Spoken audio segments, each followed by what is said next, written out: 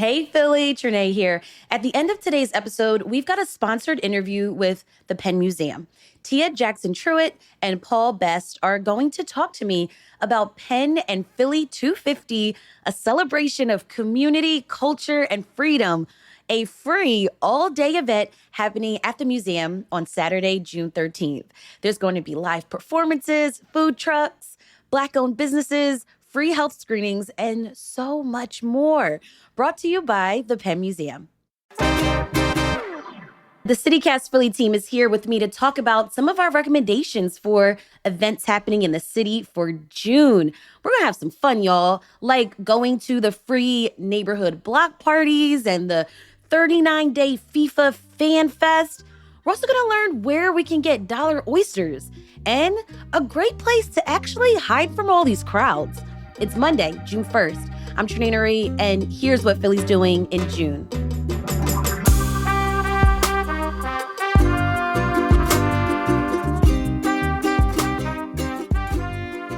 Welcome to CityCast Philly. Joining me is executive producer Matt Katz, senior producer Abby Fritz, and newsletter editor Siani Cologne. Hey, y'all. What's up, everybody? Good morning. Happy June. CityCast Philly's monthly guide is sponsored by Brooklyn Bowl. Go to brooklynbowl.com/Philadelphia to purchase tickets to shows, make a restaurant reservation. So inquire about hosting your next private event on the Brooklyn Bowl lanes. We are so excited that you're listening to this episode of CityCast Philly, which is a daily news and culture podcast that keeps you up to date on what everyone's talking about, what's going on in the city. And we are the team behind the daily newsletter that's got event listings, other news articles that are relevant to your life here in Philly. So there's a link to subscribe to the podcast and the newsletter in today's show notes. We also got to remind our listeners, Trinae, about CityCast Philly Neighbors. That's the name of our membership program. If you drop a few bucks a month, you can get ad-free listening. You get Siani's curated list of events every week in your inbox. You get invites to great CityCast Philly events where you can meet and hang out with other Philadelphians. We're working on one of those for later this summer, so stay tuned. We also shout out our neighbors' favorite businesses and nonprofits on the podcast. So check us out. Learn how to become a CityCast Philly neighbor. Go to membership.citycast.fm. Summertime. What are y'all doing this month? It's so much stuff going on. It is crazy. I don't know if there's ever in the history of Philadelphia since 1776 been a month this busy in our city of brotherly love. Definitely right? not. and the biggest event, I mean, I don't even know if it's the biggest event because there's so much happening, but clearly one of the top events is the World Cup. Yes. It's here, folks. It's finally here. We've been talking about it forever. This is the biggest sporting event on the globe, and it's coming to North America, Canada, U.S., and Mexico, and we were chosen as one of the host cities. We are getting 5 matches in June, 1 in July, all down at Lincoln Financial Field, which has been rebranded with a whole new sign as Philadelphia Stadium. Now, tickets, guys, they're pricey. They're very pricey. The June 14th match between Ivory Coast and Ecuador, I just checked it out. Just one ticket if you want to go by yourself, it's $1,000. Oh my God.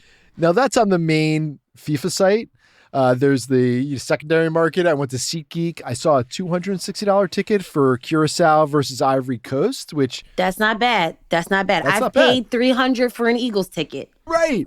If you look at it in that context and the fact that, this is a once-in-a-lifetime experience for Philadelphia, it makes sense. That Curacao-Ivory Coast game is on June 25th. I was lucky enough to get a ticket, as you guys know, for Haiti versus Brazil on June 19th. I paid like $350 for that. It's going to be me, Telemundo, and a bowl of chips at the house watching these matches. You got that, for real. Siani, I've got another option for you.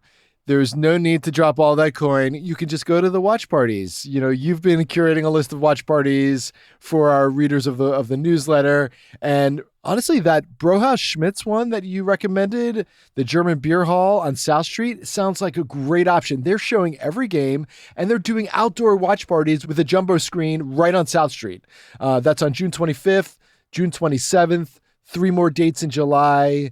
You could also go to Chinatown's Lion Sports Bar. They have watch parties by country. So you pick what country you're going to support and you go hang out with other fans of that country's team. So I like that. There's no reason to be alone in your house, Yanni. You can go out, hang out with other people affordably and, do the World Cup experience. Also, we have a free option, a free way to experience the World Cup, but I will talk about that later in the show. Oh, good tease. I will say with Brauhaus, if you've been on South Street for Mayfest, they know how to party. Yes. So at least you can expect a pretty good experience at Brauhaus Schmitz for their watch parties for sure. It's good to see South Street come to life again. And I say that based on the 3-part series we all did about the history of South Street and how at one point it almost got redeveloped into a highway. And then it somehow morphed into this sort of artsy dive bar culture, shopping hotspot, but you can also get random trinkets and things like that, and sex toys and things. And so, but in recent years though, it's been sleepy and it's storefronts. Many of the storefronts have been closed. Yeah, for sure. I'm glad they're doing it. And I hope other bars on South Street are also getting into the World Cup experience as well. Mm-hmm. Yeah, another big event this month is just all of the things happening around Pride. June, Pride happens every year, which Pride is a celebration of the LGBTQIA plus community. The big Pride March and Festival is going to be happening this weekend on the 7th along the Parkway. That's the big controversial change of the year. Well, no, the controversial change is that it's no longer free. It's $10 It's now. $10 and it moved out of the neighborhood. Yeah. I think both were a little controversial, but they've been doing events for the past few weeks now leading up to Pride. And I think there's just so much happening around this. So and not just, through Pride 365, who's running the march and stuff. So if you're looking to support local queer makers, I'm going to suggest Crybaby's Night Out Market. Isn't that a funny name? It's put on by the Frequent Crier Club, which is a digital artist collective, and then they occasionally run events out in the world. And so this is the second time they're doing this. It's going to be on June 26th at Pentridge Station over in West Philly. Mm-hmm. And it's a big market, and they are featuring queer makers. So it's art market. So think, different candles and clay, stuffed animals, crochet, stuff like that. And they are also going to have an open mic throughout the night. Pastries from one of my favorite pop-up bakers, M. Wilson Bakery. She is amazing. If you are ever able to try any of her pretzels, which, Siani, you went to one of their events, right? Yes, I took a pretzel making class, and they were the best pretzels I've ever had. Whoa. I so recommend M. Wilson. So this is a great way to try that out.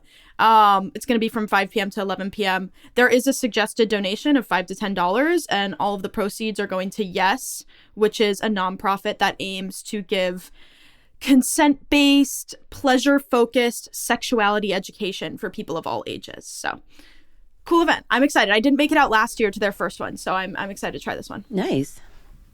Crybaby's Night Out Market is really a great name.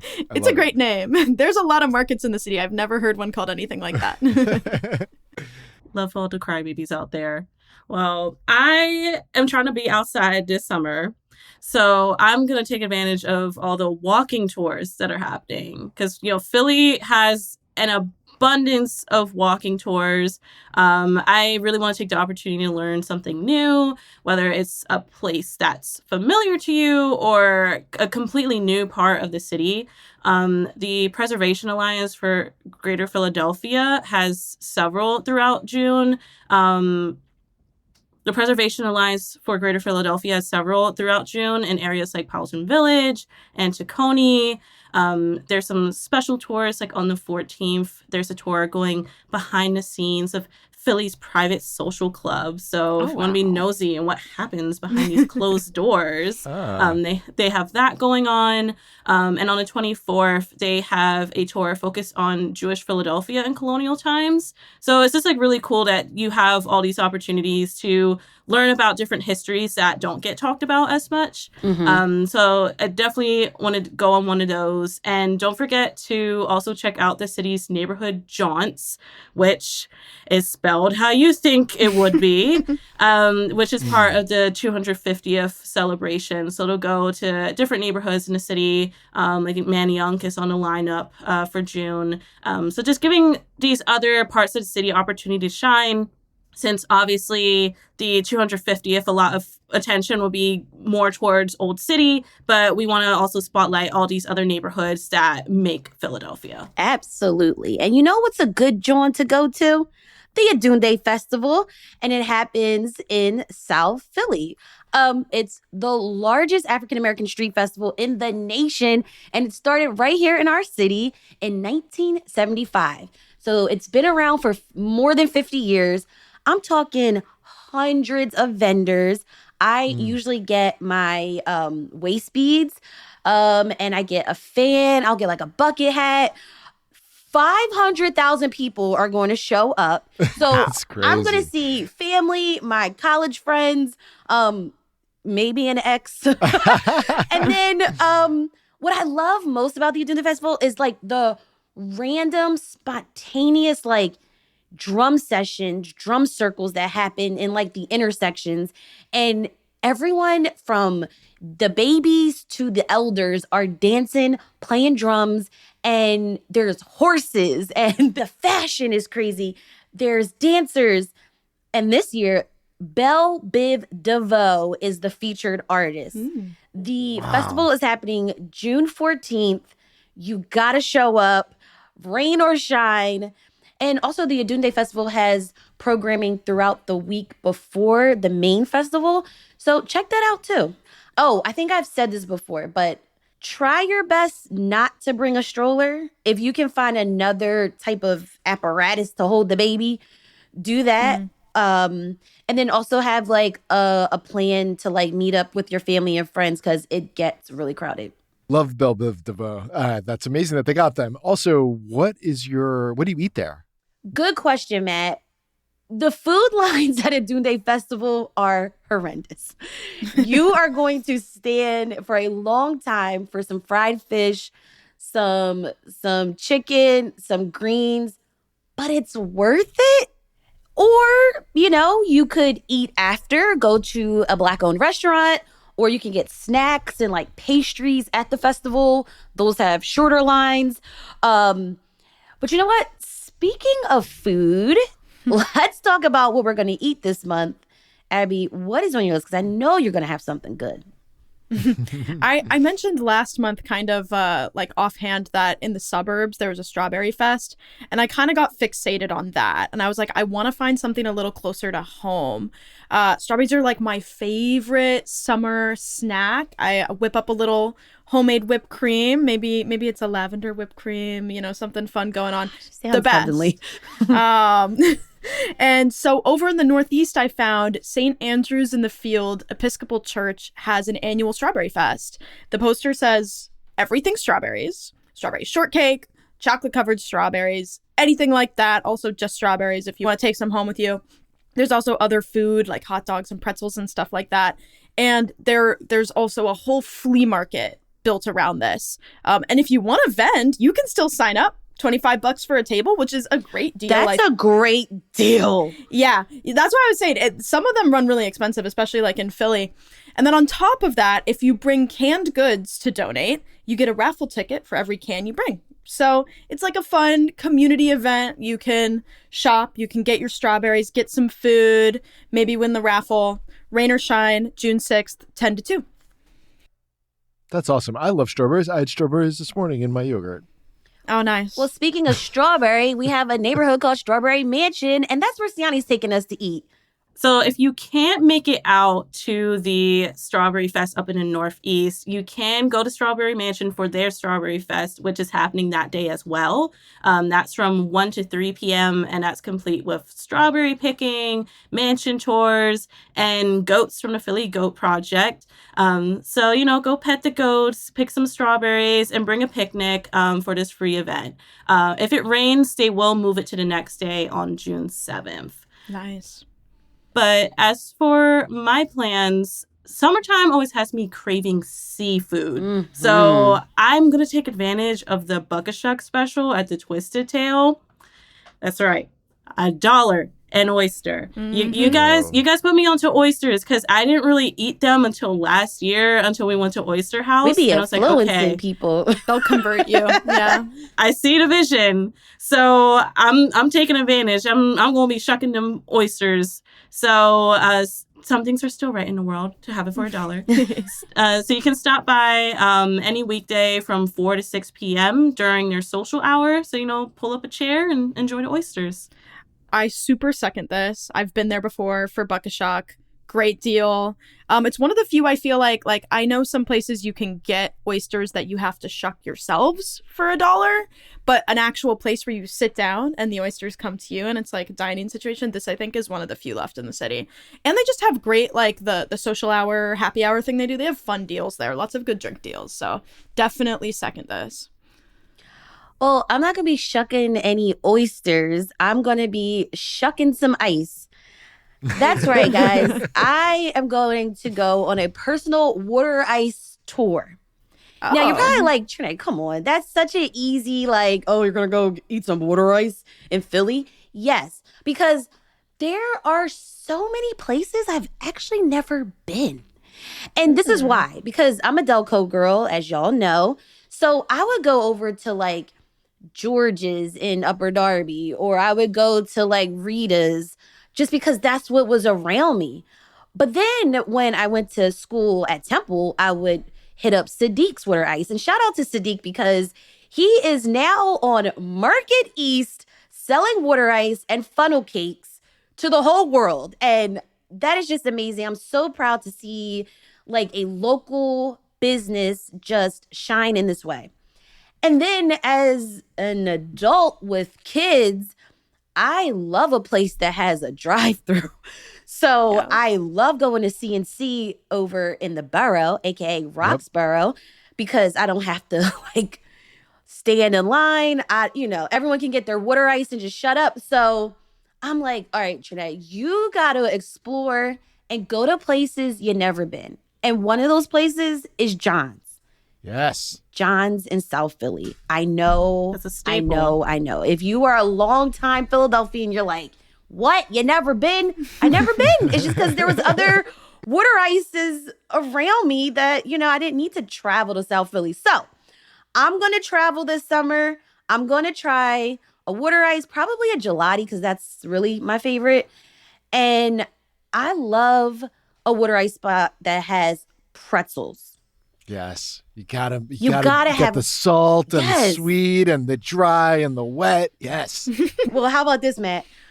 Over on Girard Avenue, Philadelphia Tropical Treats, which I've been to, but I did not know they had these combinations. They're selling luxury ice, fresh fruit on top of your water ice with sprinkles of coconut, pineapple, strawberries, and they are selling hot pizza pretzels.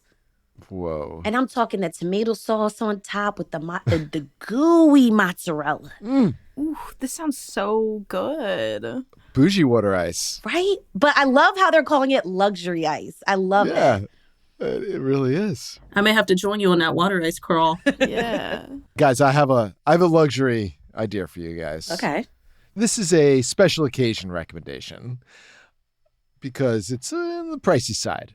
But you guys remember we had that amazing lunch at Mon, the Cambodian noodle house over on 9th Street, right? Mm-hmm. Flavorful. the flavors, Just, my tongue just tingles thinking about those flavors that we had that afternoon.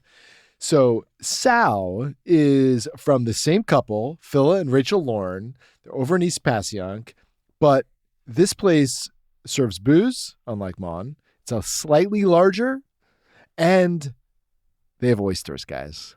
They have amazing oysters, and then they have the mignonette that you like pour on your oysters. They have such interesting flavors. I just wanted more oysters just to try more sauce. Exactly. I also had this unbelievable papaya salad there that was just like refreshing and different flavor every time I put the fork in my mouth. The best thing I had was a chirashi bowl. I don't know if it's always on the menu. You might have to ask for it. It's basically a sashimi rice bowl layered with all kinds of incredible raw fish, topped with caviar.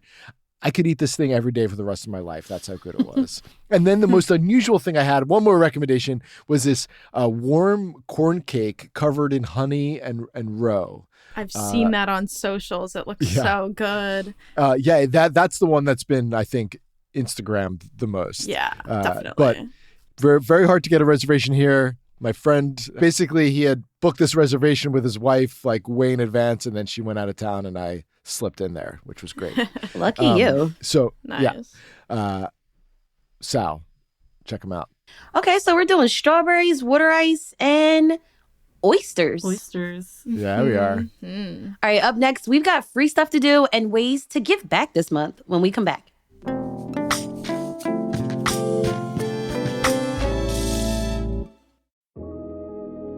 As you begin to make your itinerary for summer, add Brooklyn Bowl to the list.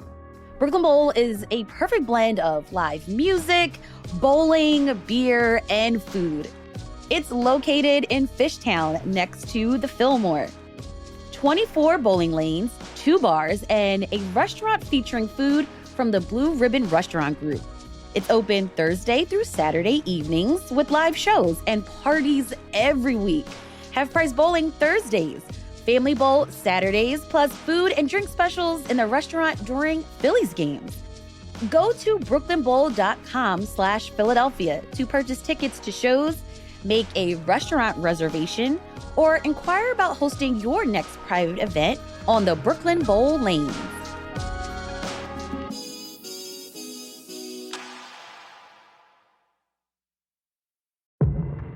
Fitler Club is Philadelphia's best kept secret. Imagine a place where you can start your morning with a workout, jump into a co-working space with private rooms and offices, and then wrap up the day with cocktails and dinner, or even a round of bowling, all under one roof. That's the experience at Fitler Club. Located right across from 30th Street Station, this members-only club is designed for modern city life. The fitness center spans 2 floors with an indoor pool, golf simulators, and even a cold plunge. There are multiple co-working spaces, 2 bars, a restaurant, private balconies, and yes, complimentary babysitting for members, so you can truly focus on you. Ready to join Philly's most unique private club? Visit fitlerclub.com to learn more and apply today. That's fitlerclub.com. Apply now.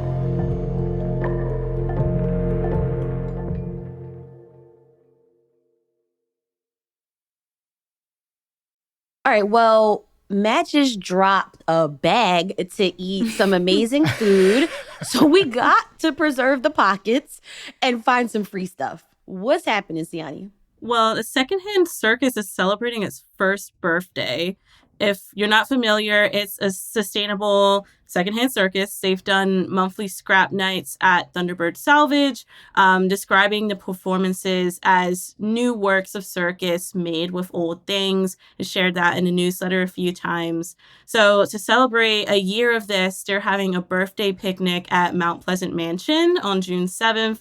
So you can expect circus arts, music, a summer clothing swap. It's a really great way to, celebrate all this quirky artistry that Philly has to offer. We know Philly has a deep history when it comes to circus arts and different orgs that are trying to preserve that and continue to teach others that. And here they are trying to do it in a sustainable way with all their different props. So festivities start at 4 and it'll go until the nighttime. Nice. This sounds fun. Very cool. Speaking of parties, this summer, there are going to be so many block parties, and I'm so excited for it because we need block parties back on the blocks. And so this is the Block Party Bonanza, the Philly 250 block parties that are coming with these life, liberty, and happiness kits where people are getting decorations and giveaways and games and gift cards of $250 so they can go get food like burgers, hot dogs, refreshments for the block party. And so pull up to the blocks and have a good time. I'm really excited because I really feel and I hope that this summer feels like freedom. Like finally, we're getting block parties back because there's been some years where, certain blocks were getting denied permits because the police were citing that their block was dangerous. And so, yeah, I hope that this block party bonanza re-energizes the small streets, the big streets, the neighborhood blocks, where people used to come together, meet neighbors, meet a new love interest, Hey. and just like hang out with your cousins. And also another resource to navigate all these block parties and things, use the Access Philly app. Which you did a whole episode with the city's Michael Numis, who is running all these 250 events, including the block party. And you asked him specifically about if other parts of the city, if everybody's going to be getting block parties approved. You asked him about the Access Philly app. There's like so much good stuff in there. So definitely recommend a listen. Yeah. I love block party. I've met neighbors at block parties that I would have never otherwise met, and you hang out with them there, and then you see them on the street years to come, and it just makes life on your block that much more alive and friendly and comfortable for years going forward, just from that one party. And it's free. I'm going to a free party. Where? FanFest. I mentioned earlier in the show that there is a free way to experience the World Cup, so you don't have to break the bank and go down to the link and see the matches in person. And that is this unbelievable 39-day experience that the city is putting on over at Lemon Hill in Fairmount Park. Begins June 11th. They're showing all the games at FanFest. There's a DJ, there's other performances, there's activations, merch. There's a rotating lineup of local food trucks with a focus on small, diverse, independently owned vendors from like the Philly region. There's giveaways. They're going to have a vendor village with a curated marketplace of local makers and artists selling stuff. It sounds like just a great place to hang out and soak up the World Cup vibes. And I'm sure there's going to be people there from around the world because there's people from around the world coming in to support their teams. So I feel like it's going to have this like wonderful mix of Philadelphia and the globe. Really looking forward to it. PhillyFWC26.com/FIFA FanFest for more information. Now, the one issue is going to be getting there. I know. Mm-hmm. Yeah, how are we doing that? Because the streets are closed. The street's going to be shut down. It's like behind Boathouse Row. It's not really that convenient to a lot of neighborhoods. So this is the hack. You get to Center City. Either you live near Center City, you walk there, you take the SEPTA there, whatever. You get to Center City, and then you take the Flash with a PH. This is that bus that I've seen a million times, but I've never taken. It's like the purple bus. The purple bus, right. And it has stops across Center City, and they're going to have extended service on days when FanFest is operating. So you get on there where one of the stops, you go to ridephillyflash.com to figure out where to pick up the bus, get the schedule, and that'll take you right to the FanFest. It's free if you have a SEPTA pass, and it's free for seniors, free for children under 4. You could also buy an all-day pass for $5. And this is another reason why you should stay in Philly to experience the World Cup, because Boston's going to charge you like what, $95 to travel. Crazy. Yeah. And also some of the other host cities are actually charging for their fan fest. I think Jersey is. Yeah. So ours is free. So also we're one of the few actual cities that are hosting all of this stuff. Like Boston's World Cup's in Foxborough. What is that? The New York, New Jersey World Cup is in East Rutherford, New Jersey. We're having everything right here in the greatest city in the world. So come on. Oh, now. yeah. Absolutely. Well, Matt, since you took us to like Lemon Hill area, I've been exploring Brewery Town, which is right there. And I stumbled across the Brewery Town Garden, which is this really sweet garden at 27th and Master. It's a great green space and community space. And I looked it up online and I found that they have really extensive, unique programming happening there. Like, not only do they do the like farm stand every Saturday, 9 to noon, June through September, they also do a ton of free events. There's Sunday programming all the time. This Sunday, there's a free weaving workshop, which looks fun, family friendly. I think they're using like cardboard as a loom, but if you have a loom or you have any supplies you want to bring to throw into the pot, you can totally do that. But the event I'm looking forward to is this Friday, the 5th at 7 p.m. There's going to be live music in the garden. The band Trumpet Woman, her band, is playing. It's going to be hot dogs, meat and veggie options there. It's BYOB and it's entirely free. You might have to pay for the hot dogs, but other than that, it's entirely free and you can bring your own bottle with you along.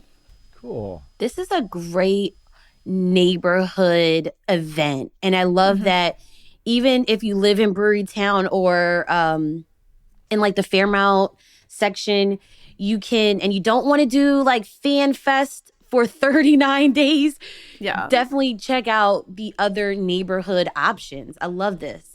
Absolutely. Absolutely. Okay, so with that in mind, I love that we have this segment where we find ways where we can get civically engaged in the city.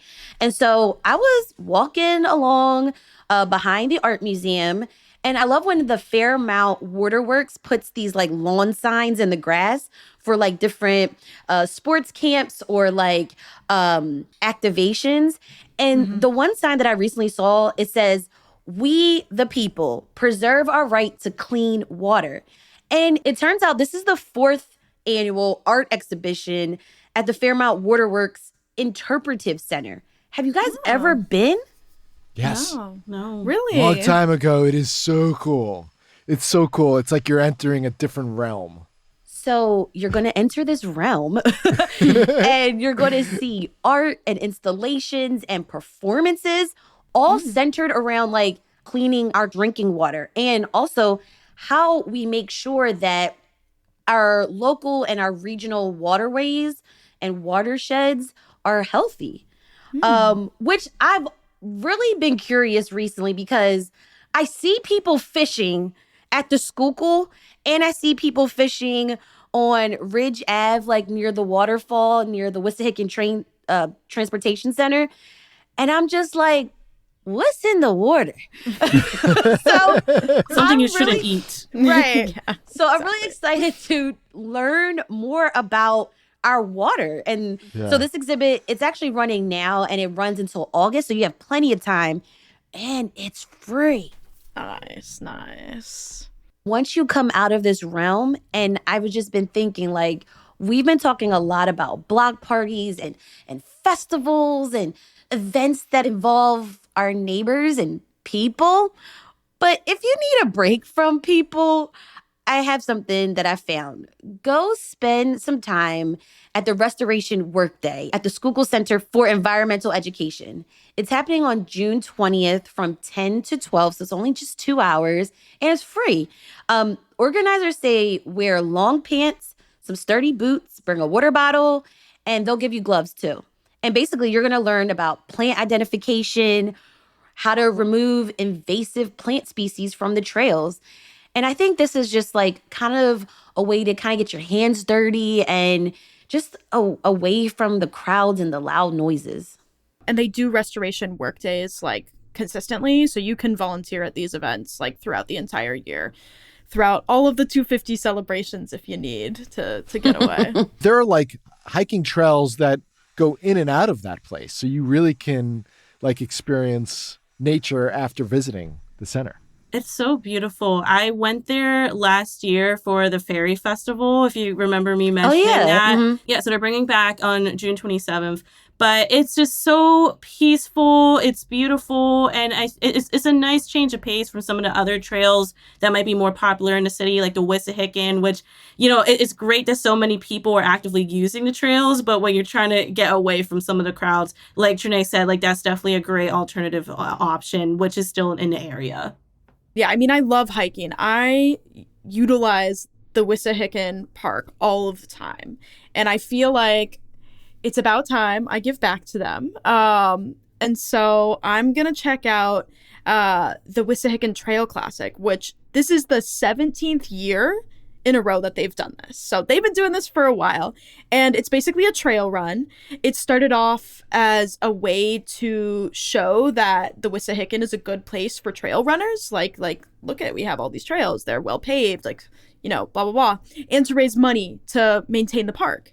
So this is going to be happening on June 6th. You can still sign up to run either a 10K or do a 1 mile hike. That's like kid friendly, I like family that friendly. option. Yeah, exactly. And depending which option you choose, it's either $50 to sign up for the 1 mile hike. There's an $80 option for the 10K. Or if you want to become a member of the Friends of the Wissahickon, you can do an $105 option, which you get to do the 10K and you become a member. All the proceeds are going to benefit stewardship of the park. So give back to one of our biggest parks in the city and get out and run again. I know we were just at the Broad Street run last month, but why not? We'll do another one. Yeah. I like what you said.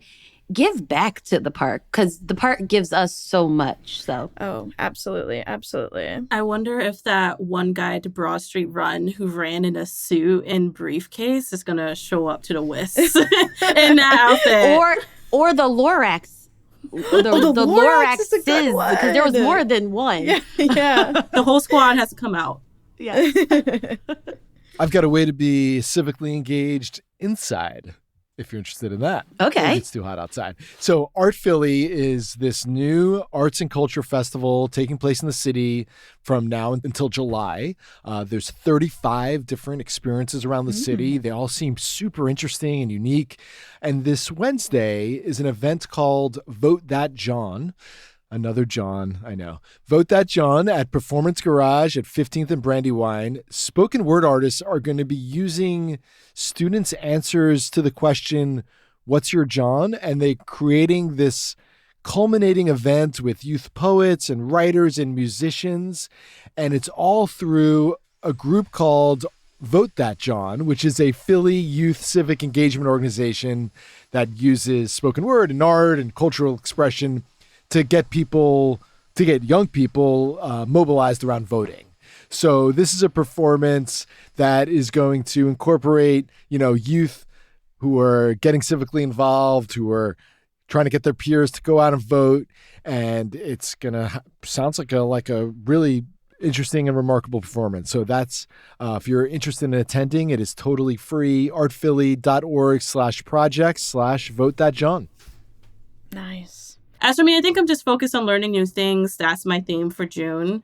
So South Philly Food Not Bombs is hosting a Skillshare at the Old Pine Community Center. It's already too late to submit what skills you want to present. So there's already a dedicated crew of folks who will be teaching the attendees. And this can range from basic repairs to block printing to fermentation. These were some of the things they had teased out in the original call out. So we'll see everything that has to offer day of the event, so you can learn a new skill or 5 on June 25th from 3 to 6. And if you're not able to make it, I still highly recommend supporting South Philly Food Not Bombs, as they regularly distribute food to those in need, no questions asked. I love this. I wonder if they have, because this summer I'm really into salad making, because it's just easier, it's healthier. I don't have to turn on an oven or, turn on the gas. And I'm really I love pickled onions. And so I wonder if they're going to teach that, because I would be really into that. Yeah, I agree. I'm interested in the fermentation. Mm-hmm. On a very unrelatable note, I'm trying to figure out how to make my homemade mayo last longer in the fridge. And I've heard if you ferment it, it can do that. So, Oh, yeah. interesting. Yeah. See, these are just skills people don't think about. So there's so much you can learn. You need to ferment your mayo. We're picking strawberries and fermenting mayo this summer. What a combo. Siani, Abby, Matt, thanks so much for all these recommendations of things to do in June this month. Enjoy your June, guys. We're going to be so busy. Can't wait to hear about all your experiences around the city this month. Thanks so much, Trinae. Enjoy the weather. See you guys. Listeners, don't go anywhere. In just a moment, we have a sponsored interview with Tia Jackson Truitt, Director of Staff and Community Engagement, and Paul Best, Museum Educator at the Penn Museum. We're talking about Penn and Philly 250, a free celebration of community, culture, and freedom happening at the museum on June 13th. I'm here with Tia Jackson Truitt, Director of Staff and Community Engagement, and Paul Best, Museum Educator at the Penn Museum. We are talking about your event, Penn and Philly 250, a celebration of community, culture, and freedom. It's all happening at the museum on Saturday, June 13th. Thank you both so much. Welcome to CityCast Philly. Thank you. Glad to be here. Thank you so much for having us.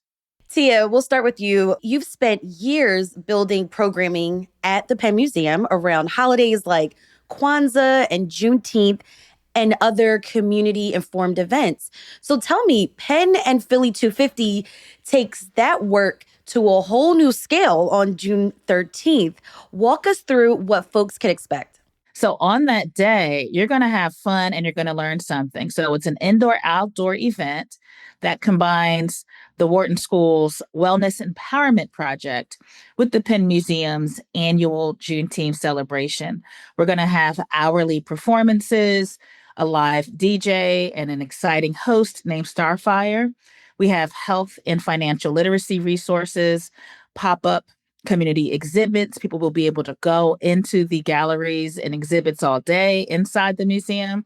But we're also going to showcase lots of locally owned small businesses, vendors, and food trucks. We have a children's activity zone, hourly lectures and community conversations, face painting, music, dance, great food, and so much more. We're also going to have free food giveaways by Phil Abundance, sharing fresh produce, and our mobile mammography van from Penn Medicine will be there to do live screenings. So there's truly something for everyone. This sounds like a good time. Paul, I want to get you into the conversation. You lead Black Boys Making Noise, which is a storytelling group that's going to be performing at the event. Tell us about the work that you do and what you'll be bringing to the Juneteenth Freedom Stage. Black Boys Making Noise is an African-American storytelling group that's made of about 7 boys ages 7 to 18. And we carry the oral traditions of Black culture. We teaching them the folk tradition, so storytelling, using their bodies as instruments, drumming and poetry. And it is a way to make sure that our oral tradition is sustained. The best way to continue something like that is to always put it in the hands of young people. So we will be at the Freedom Stage along with Starfire. She's hosting, and her name is literally what she is. Right. Starfire. With the DJ, there'll be line dancing, some step dancing, the double Dutch, activities for all ages. It's kind of like a Black family reunion. I was just about to say that. That's what it sounds like. Yeah. And when you really look at like original Juneteenth, that's exactly what it was. You know, food, freedom, enjoying each other's company, and celebration of how we are still here and how we will continue to persevere. So the theme this year that the boys are centering their stories around is called Through It All, Stories of Wit, Wisdom, and Wonder.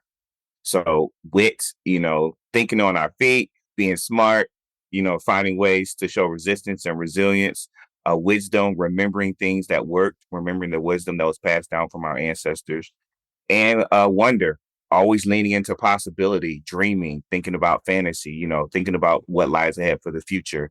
Well, you basically answered my next question, Paul. And T, I want to get your thoughts on this too. Telling the full story of the semi-quincentennial America 250, what does that mean? And also recognizing Juneteenth and the broader story of freedom. How is this event helping give the full picture of our country's history? So what is new this year is that we are truly collaborating across the entire campus. And so Penn Medicine, law, dental, engineering, social work, SB2. SB2 is the School of Social Policy and Practice, of which I am a proud alum, and they always partner with us somehow for our big programs and events. So that's what SB2 refers to. So many of our campus partners are contributing either faculty talks, volunteer support, and other resources to make this a success. And the way we're telling the complete story is that we have a series of community conversations. And so our Annenberg School of Communications is doing a conversation around what does free speech really mean? The Center for Africana Studies is doing a conversation around kind of the history of Black Philadelphians in this country's freedom. As we know, Philadelphia is kind of like the birthplace of the country. So there's no better place to tell the story. We have other conversations scheduled throughout the day. And so we are truly bringing you a historical perspective, a complete story. There is truly something for everyone. I want to emphasize that all audiences are invited to this event. We have one of the most diverse celebrations each year across age, race, income, education level. Lots of first-time visitors to the museum come that day. People from all zip codes all around the region. It's something for everybody, and I just can't wait to have everyone come out and see us for this free event. Tia, Paul, thank you both so much for being here and for everything that you're doing to bring this event to life. Thank you. Thank you so much for having us. It's been a pleasure. Penn and Philly 250, a celebration of community, culture, and freedom, is happening Saturday, June 13th from noon to 6 p.m. at the Penn Museum. And admission is free. So grab your free tickets and learn more. Head to penn.museum. And you can follow along on social media at Penn Museum. Thanks for listening. That's all for today here on CityCast Philly. If you enjoyed our recommendations of things to do, places to eat at, and like free stuff, share this episode in the group chat and make some reservations. Also, rate the show, leave us a review, and hit that subscribe button. Be sure to sign up for our morning newsletter to learn more about what else Philly's talking about. And don't forget, you can support the show and get great perks by becoming a CityCast Philly neighbor at membership.citycast.fm. We'll be back tomorrow morning with more news from around the city. Bye.